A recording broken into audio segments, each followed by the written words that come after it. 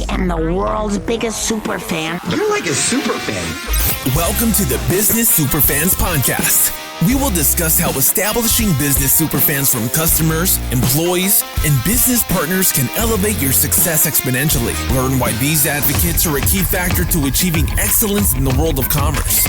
We discuss the invaluable insights of business owners who have successfully implemented the strategies in the book to build their own team of devoted superfans. Gain insightful knowledge from the experts who create applications that help you create passionate superfans. This is the Business Superfans Podcast with your host, Freddie D. Ready!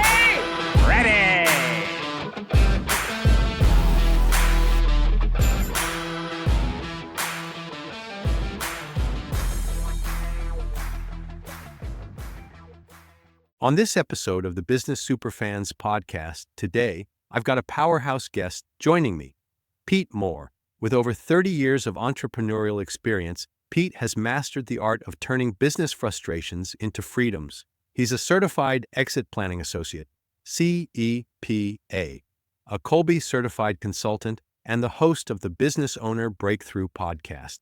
Pete specializes in helping business owners shift from operators to owners, giving them the clarity and strategies they need to build a business that works for them, not the other way around.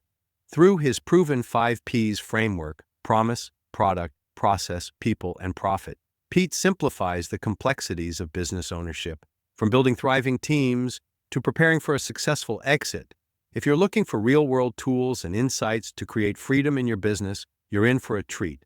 Pete's here to share his expertise, and trust me, you don't want to miss this conversation. Welcome, Pete, with Simplified Entrepreneurship to the Business Superfans Podcast. We're excited to have you on as a guest, Pete. Thanks so much for having me, Freddie D. Excited to be here. Likewise. So tell us, where are you calling in from? I'm about an hour outside of Toronto. I live in a small town. I'm a small town guy. I like to go to cities, but I don't like to live in them. So I live in a small town called Elora, beautiful, picturesque, river running through it. It's like a postcard at this time of year as we're recording here when the snow's flying in shortly after Christmas. It's just like a Hallmark Christmas card, beautiful, lit up, really nice little town. Yeah, love it here. Cool. Like we talked before we started recording, I've been to Toronto many, many times. I grew up in Detroit area. Yeah. So we used to drive up to Toronto, hang for the weekend, come back. Mm-hmm. So spent many, many times up in Toronto. Actually, I was there when the Argonaut team won. This was back in the early 80s. And they blocked off Yonge Street, and everybody was partying on the street. I was there for CFL that event. when the Argonauts won the Grey Cup. Yeah. I was there. Awesome. I was there cheering for them, just being blended in like one of the locals. Yeah, I love it.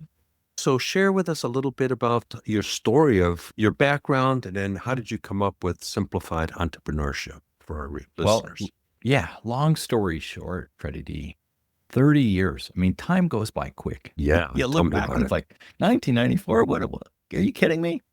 1994. I'm a young kid, finished university, worked for another person for about 6 months, who happens to be my dad's best friend and actually my namesake. I'm named after him. His name was Peter too. And so I was working for him, doing some stuff, setting up some stuff within his business for him that he needs some help with. And then he says to me, Pete, I think you should maybe be your own boss. And I said, yeah, I think so too.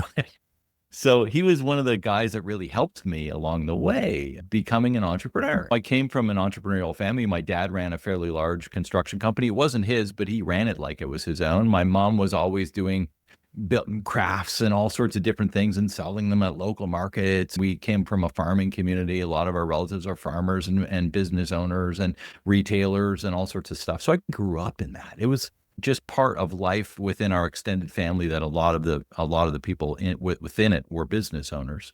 So I bought a franchise, and I bought a bathroom renovation company. It was called at the time Surface Doctor, and the reason I bought it was because I could afford it. It was $9,800 to buy this franchise at the time. Wow! And they sold about 300 of them. I was number 20 in 1994.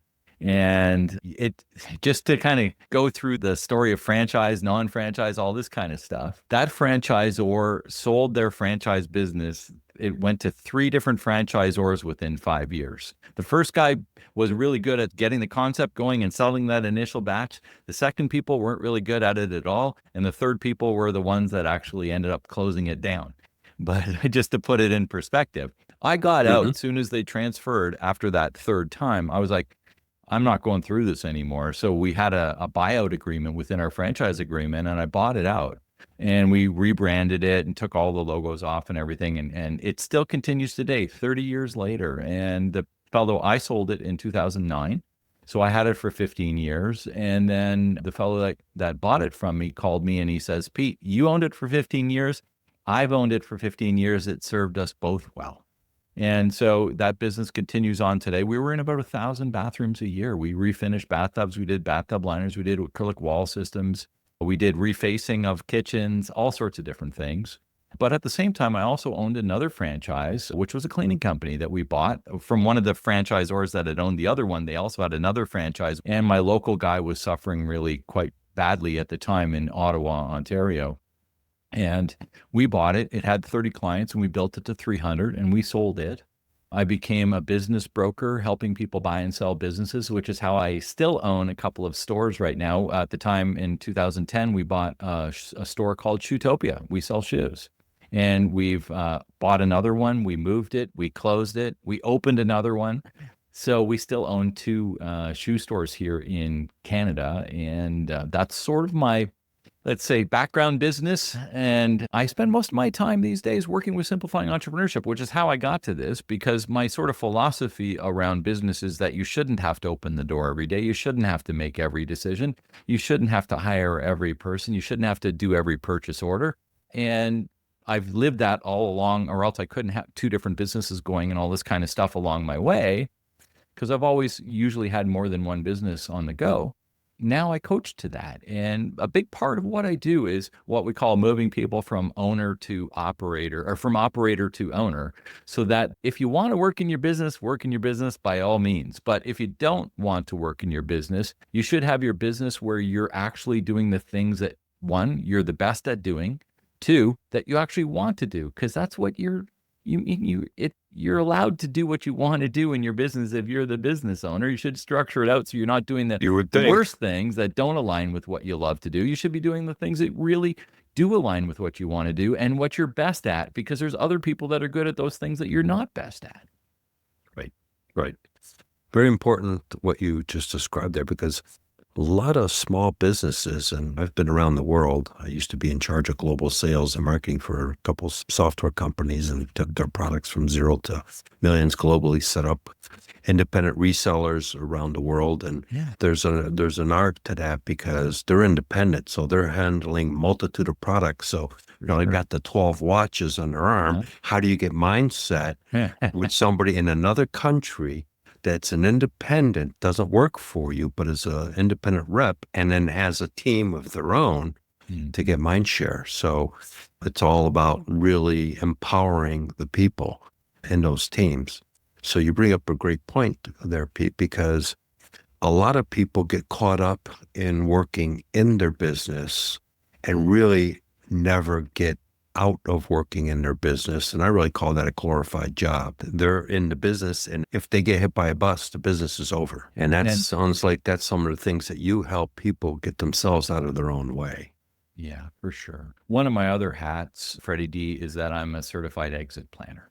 So where I used to be a business broker helping people buy and sell businesses, I'm not licensed with that anymore. I gave that up a few years back. But what I do now with this being a certified exit planner is that I help people get their business ready for sale. But the interesting piece of that is that getting your business ready for sale is also the same process as moving from operator to owner. Because the thing with it is building the value of your business. You need to have what I call the 6 Ps in place: your promise in place, your product, your process, and your people aligned to that promise. And then you're going to promote it. And then you have the right amount of profit. And it takes time to get all that stuff in alignment. And it takes time to have all of that stuff work for you in your business. But if you're not thinking about those 6 Ps all the time, then it's a really hard thing to move into that ownership position. And the beauty of it is, When you do have things where you're literally working in the business in the areas that you love to work in the business and you're not necessarily needed in the business, that's when it's most valuable.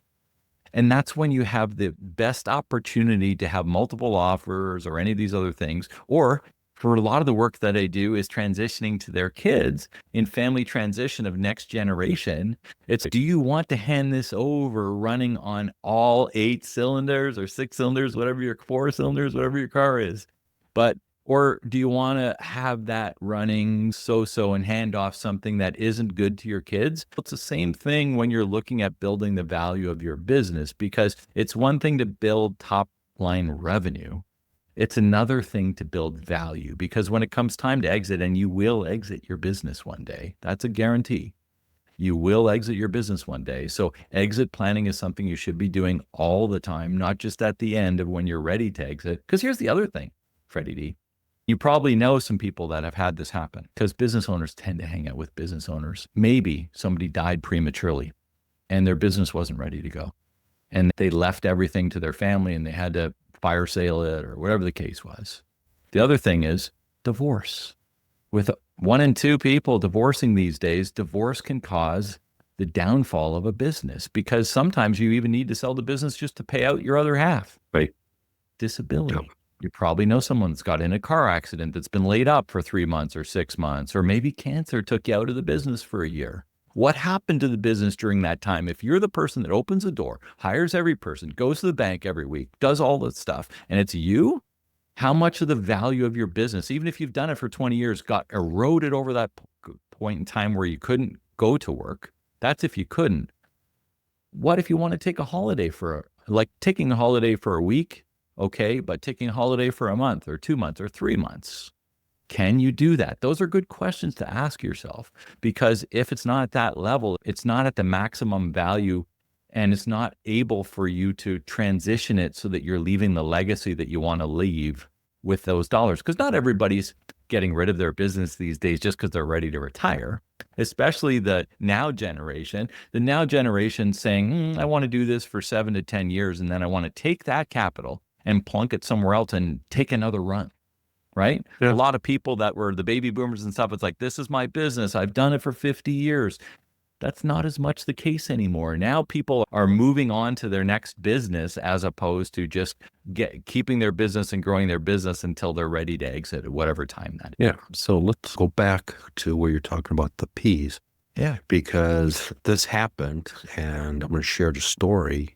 Sure. Recently, I came in to help an interpreting and translation company in their sales. I helped improve their sales. It was a husband and wife team. They started it 30 years ago. They built it to a certain level. Sure. And it was a lifestyle business, okay? They would take a month off and go travel the world and stuff like that. They wanted to take it to another level because they didn't have the skill set. You've probably run into many business owners that they take it so high, and then that's as far as they can Reach go. the ceiling. Yep. So I helped them with the sales, and they were not really strong in handling RFPs and stuff like that. That's one of my strengths. Got some large accounts. And then next thing you know, I'm helping them with operations. So we got the sales going, and then all of a sudden we're handling operations. They didn't have any systems in place. It was old school. They weren't using technology. They didn't have a CRM. They were using file folders. Yes. So I implemented all those tools and helped get them in place. They were like, this is really going good. We would really like to have you maybe run the business, and we'll step aside and you be the general manager. So that was the plan in mid-December 2022. Unexpectedly, he passed away. I had spoken to him in the morning, and that night he was gone. So it was weird. I officially became the general manager unexpectedly. I turned that company around and grew them by $1 million in a year. But we had systems in place. More importantly, what I did was I made sure that every team member was on the same page. So we were in the same racing rowboat with the 4 of us in line, but we got the oars in sync. And we had a goal. We had Monday morning meetings. Everybody was on the same page.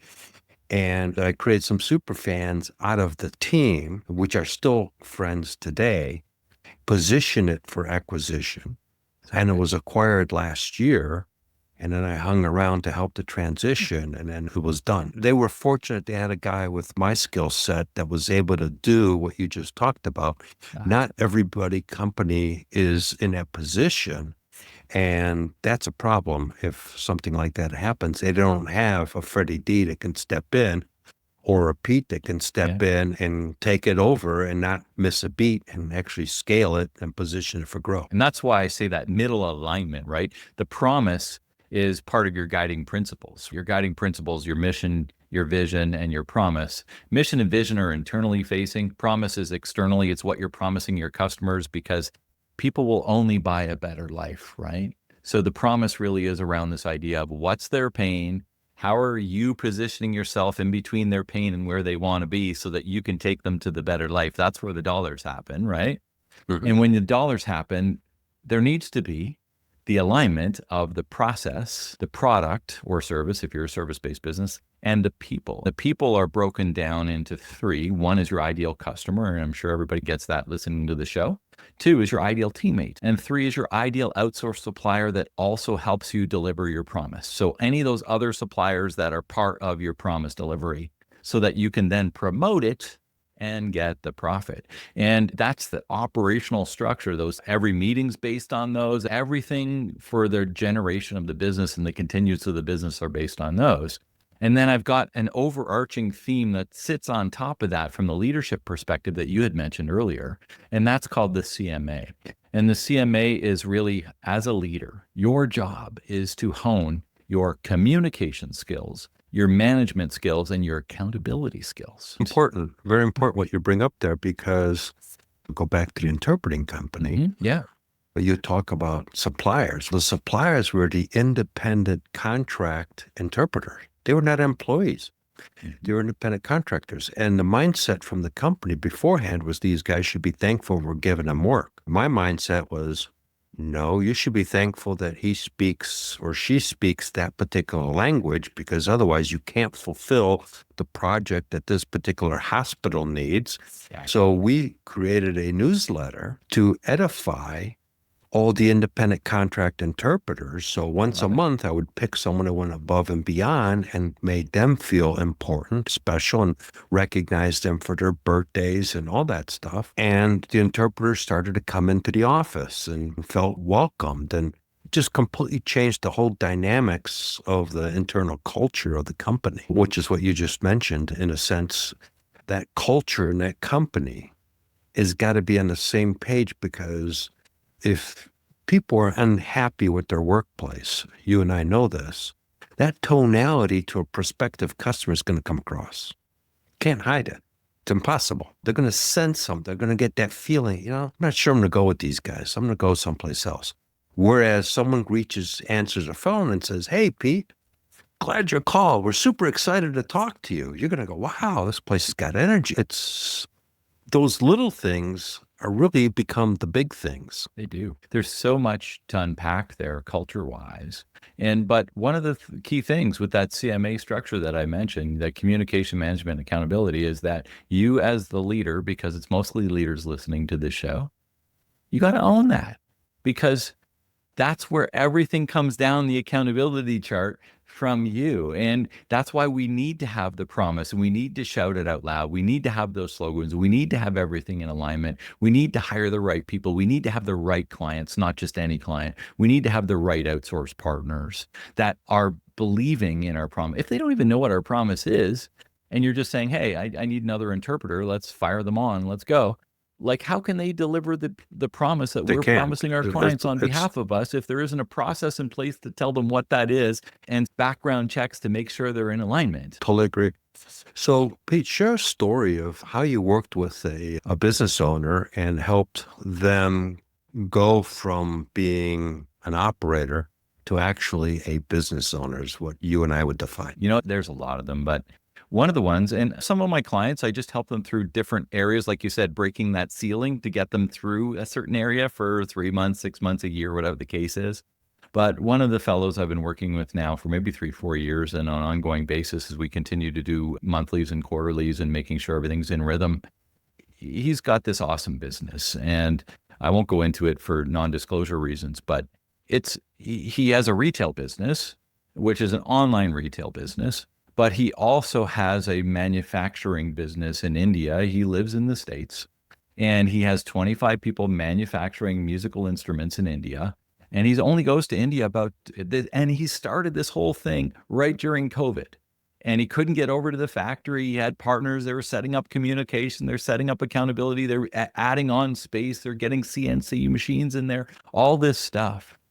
And it's all being done from over here for the most part. He got over a few times since, but even now with a lot freer travel, he only goes about once a year. And he runs the side of this business on the retail. And one of the things I've helped him with along the way is wholesale too. He knew nothing about wholesale. So we built a wholesale network around the world. And he just said to me the other day, I just got 2 huge orders that will occupy the plant for the next 3 months. We're going to need to expand again. When we first met, this is just before COVID, because we just started working when he was adding this whole division. And he said, I'm going to need some help working through some of this stuff. He hadn't taken a vacation in 10 years. He'd taken vacation because they homeschool and stuff like that. But his vacation was more like, okay, well, I'm working from a different location today. And that may resonate with a lot of business owners listening here today too. Sure. Does your vacation involve you working from another location?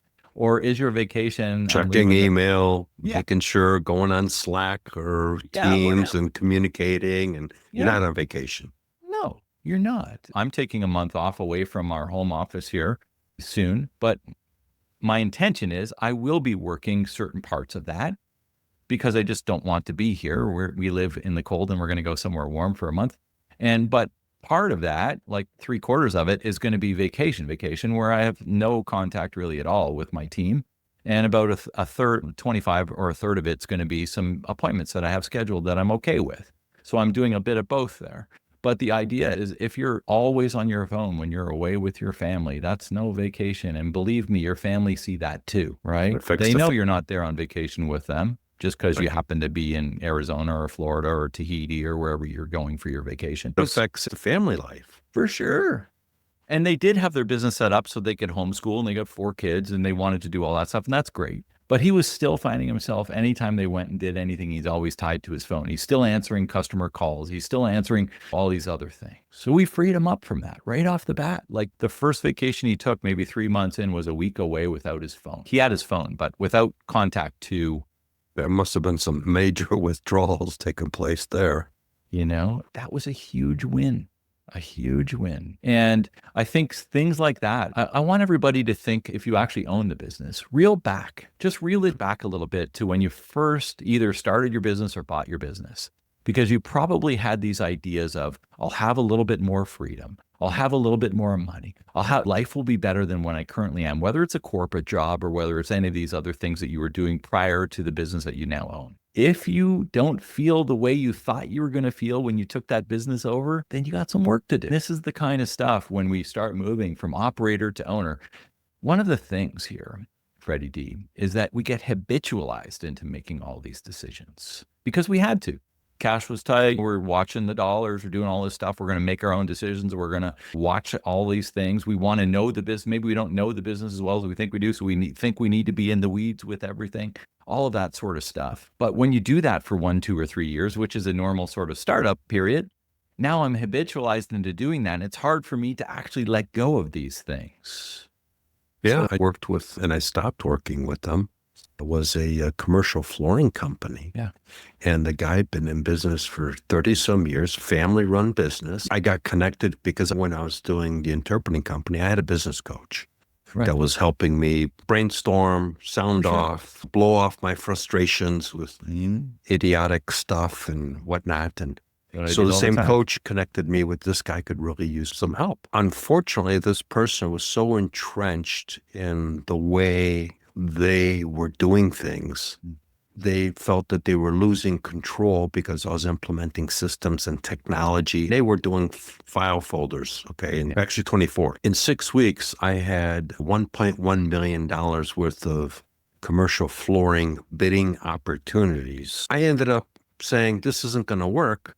Sometimes you have to fire a customer because it's not aligning with your beliefs, your system, your culture, and it's actually going to suck you down versus empower you. Yeah. And you know what? There's another coach out there for that person that's going to fit them better than us. And that's part of understanding your promise. That I help people develop their promises and go through all those the 5 Ps and get to profit for the sixth. That's part of the process, but we have to have it for ourselves too. We have to be in alignment. That wasn't an ideal customer.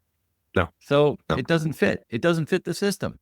So Right. from those kind of perspectives, that's part of this onboarding process. And whether we're onboarding a new employee, as you said, for the right people fit, when getting the right people with the right culture, I've got another thing called the candidate evaluation, which goes through, do they have the capacity to do the work? Do they have the capability to do the work? Do they have the confidence to do the work? And are they the right cultural fit? And so once we get all of those 4 pieces, it's like, are we going to hire this person now? It's part of Kolbe too. I'm a certified Kolbe coach, and I work through a whole bunch of things around Kolbe for that to get the right fit for people. It costs so much money to get that people person right. And if you hire wrong, you're back in the boards and you're 6 months down. The amount of money that you waste on hiring the wrong person and then losing that person is astronomical. With this interpreting company, they were having people quit 90 days. They didn't hire the person to fit the culture. They got the cheapest person. They would come in, they would train them verbally, and then the following week when they would go live, they would get chastised for a mistake. Not in private, publicly. You can take 1, 2, 3, 4 of those, and after that, I'm out of this place.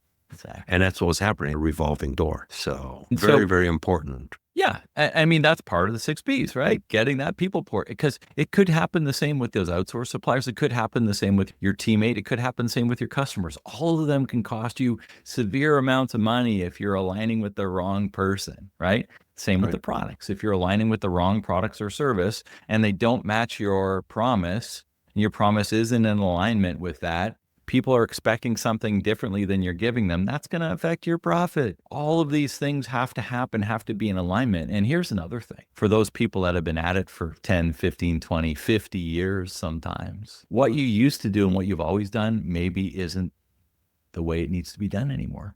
Sometimes things change. could change. You got to adapt.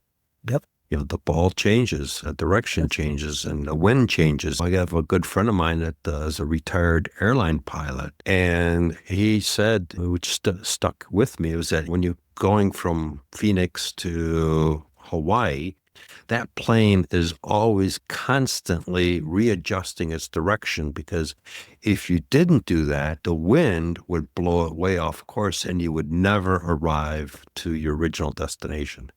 So you've always got to be tweaking, adjusting, everything else. So very good advice that you're sharing with the audience and business owners is, yeah, you've been doing something for 10 years that way. Guess what? It's probably not the best way today.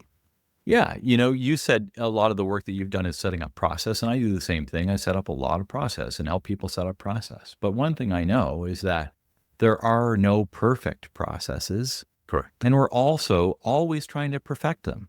So although there are no perfect processes, we're always trying to perfect our process. And that's this idea of steady and never-ending improvement. And it's something that we need to be looking at as leaders all the time. It's one of the laws in my 10 Laws little ebook, is this idea that we always need to be rolling through steady and never-ending improvement and working towards betterment in our business, and not always accepting the way it was done for the last 10 years is the way. And maybe it is still the right way to do it, and that's okay. But at least we need to have these sort of stepping back and looking at it and saying, is this still the right way? Because if it is, great. But if it isn't, we need to do some work here. Yeah, because things change, and then you wonder why your competitors all of a sudden ahead of you, and you're going, wait a minute, I've been doing this for 10, 15 years. What happened? Well, they've tweaked, they pivoted. Yeah. You didn't. When was the last time you put a VHS tape into the VHS machine to watch a movie? Don't remember. Yeah, 30 years ago, right? I still Things have change, some. right? I don't have But the machine anymore, but I still have them. there you go. But for the time, Blockbuster was they were the deal, right? So, and all of these things, and I use that because those of us of our vintage at least remember VHS machines and beta, but things do change. And as leaders, one of our gigs is that we need to be always searching for the next thing in our industries, whatever that industry is.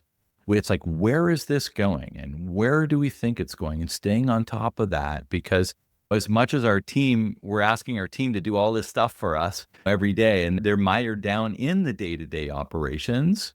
If we can elevate out of that, now we got to spend some time really seeing where the next best thing is within our industry so we can be the leaders in those, and not the late adapters. Because when that's the case, we're already behind the ball and we've lost opportunity for that profit segment.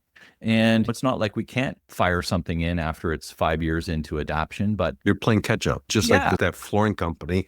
They're wondering why they're not growing and getting business. And yet there's $159 billion worth of commercial construction going on in Arizona right now, with all the data centers and everything else. But you can't compete when you're not using technology and not leveraging technology where everybody else is. That's another one of my laws is you got to at least accept technology. And I'll use another example from that, because even from people that like massage therapy or physio or all these things, people that they're still calling and saying, hey, can I have an appointment next Tuesday morning? No, I don't have an appointment Tuesday, but you can come in on Friday, and all this kind of stuff.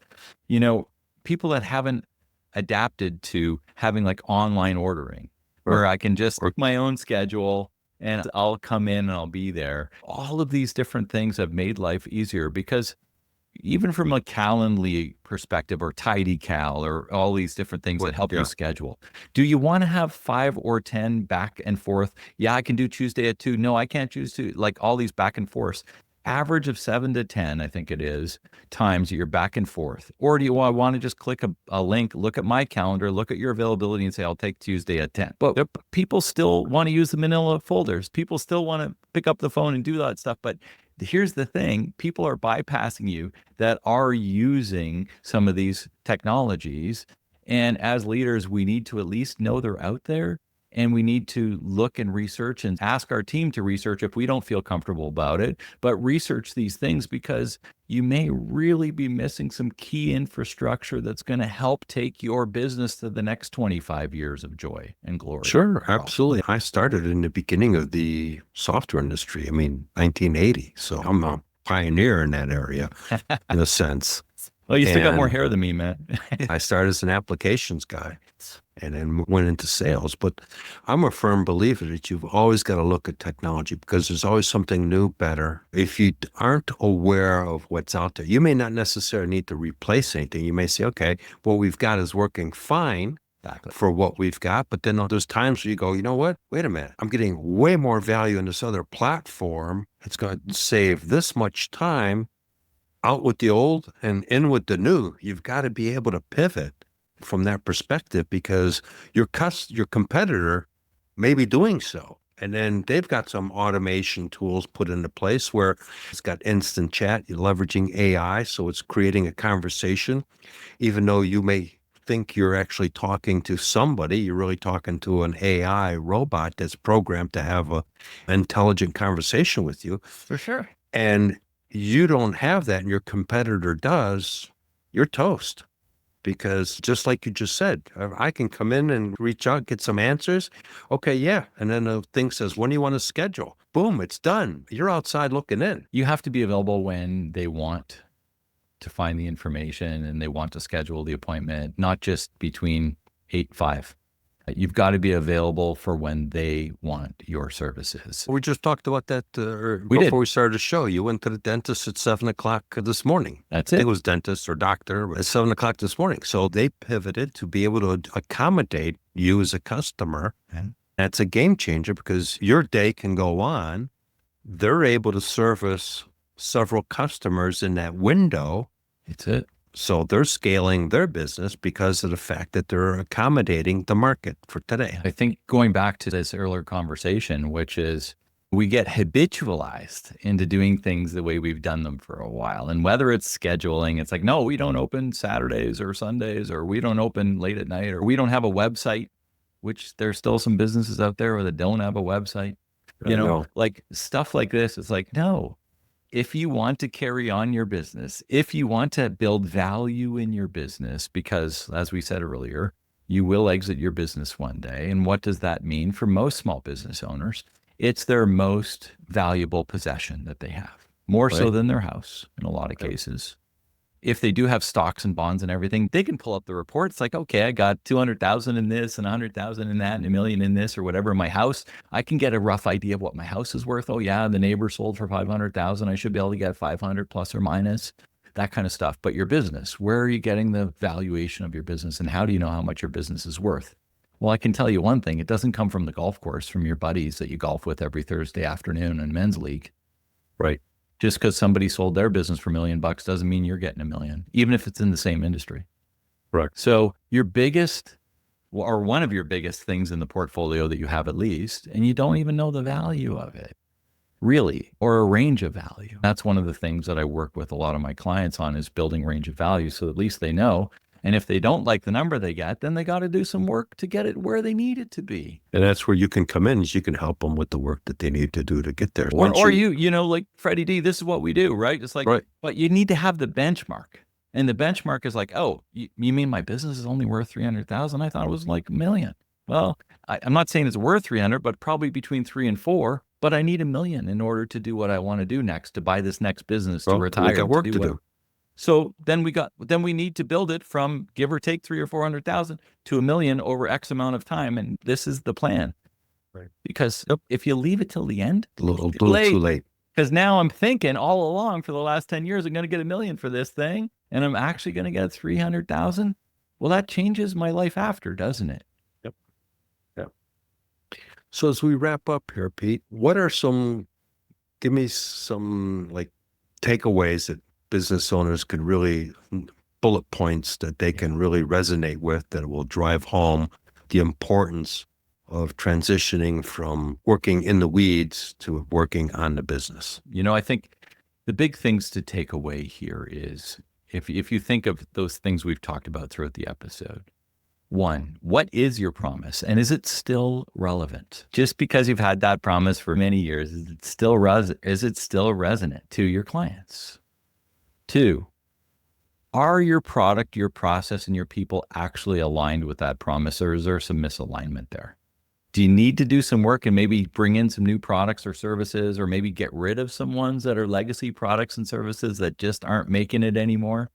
Process. If everything is in your head and things cannot happen without you in your seat at work, or at least available by phone, like we talked about with that one client I had, then you got some work to do on process, in aligning and assigning the accountability to others. Because here's the next piece of process. It's one thing to have the process written and on video, on audio, and checklists, all that kind of stuff. It's another thing to actually turn it over to somebody else. That's the accountability, right? People, we talked about this, are they the right customers? And if they aren't, you got some work to do. You might have to fire some. What about your team? Are they aligned with your culture? Are they capable? Do they have the capacity to grow? Are they confident in what they do and delivering your promise that's shouted out to the world? Promotion. Are you getting your communication and message out of that promise, and how you can take people from where they are through your services to where they want to be, because that's how the dollars happen, so that you can have the right amount of profit. When you have the right amount of profit, it isn't just about profit, it's about multiple when you do want to get to the end. And the multiple is about being able to show you're going to get more multiple, because it's one thing if you make $100,000 and you get a 1 times multiple, that's $100,000. Or if you get 0 multiple because you don't have your business set up, that's still 0, right? But if you can get 3 or 4 or whatever. Now we're talking multiples. How do we build multiples? We build multiples by having these systems in place, by having the right people in place, by having the right customers, by being able to prove and document things, so that when the new owner looks at this thing and says, is this something I want to do? And do I need the existing owner to take it to the next level, or can I replicate this? And you're basically saying, hey, I don't even need to go to work. I was gone for a month last year and my business actually grew. If that's the case now, as an outsider, and think of this too, even if you're not looking to sell your business, think of it from a bank position. If you need to go and acquire money to grow that next thing and put a 30,000 square foot addition on, or whatever the case is, and you're showing them this and you're saying like, stuff happens without me. That's risk that's been looked after, right? Because the banker's looking at this saying, what happens if I lose the kingpin here? Yep. So profit is interesting, but multiples are even more interesting as we look to build value. So where are you going to build value? And how are you going to work this year on your communication, your management skills, and your accountability? Because things need to be transferred to someone else in order to free your time up so that you can do what you want to inside your business and outside of your business as the business owner. You deserve it. Thanks, Sir Richard Branson. You don't see him gassing up the airplane or making sure that the Virgin Voyages is all set to go on its next voyage. He's out on his island. He's out entertaining. He's playing flight attendant. He's playing guest on his ship because he's empowered his team to do what needs to be done, and he's got the right team in place. So great nuggets and great insight there, Pete, for our listeners. How can people find you? Best way is just to go over to my website at pete-more.com. So pete-more.com. And I've got a host of other sites that are inside there that, depending on what area of business you're interested in, you can click on those and dig into more information.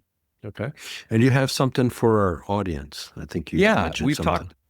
We've talked a little bit about the journey from operator to owner today, and I've got a download, which is a little ebook, a little PDF ebook around the 10 laws of moving from operator to owner, some of which we've talked about today. And you can find that at simplifyingentrepreneurship.com/laws, LAWS. Great, Pete. It's been a pleasure having you on a Business Superfans podcast. Great conversation. We could probably go on for a couple hours here. So I look forward to having you on a show down the road. And thank you very much for your time. Thanks for having me, Freddie D. It's been a blast. We hope you took away some useful knowledge from today's episode of the Business Superfans podcast. The path to success relies on taking action. So go over to businesssuperfans.com and get your hands on the book if you haven't already. Join the Accelerator community and take that first step in generating a team of passionate supporters for your business. Join us on the next episode as we continue guiding you on your journey to achieve flourishing success in business.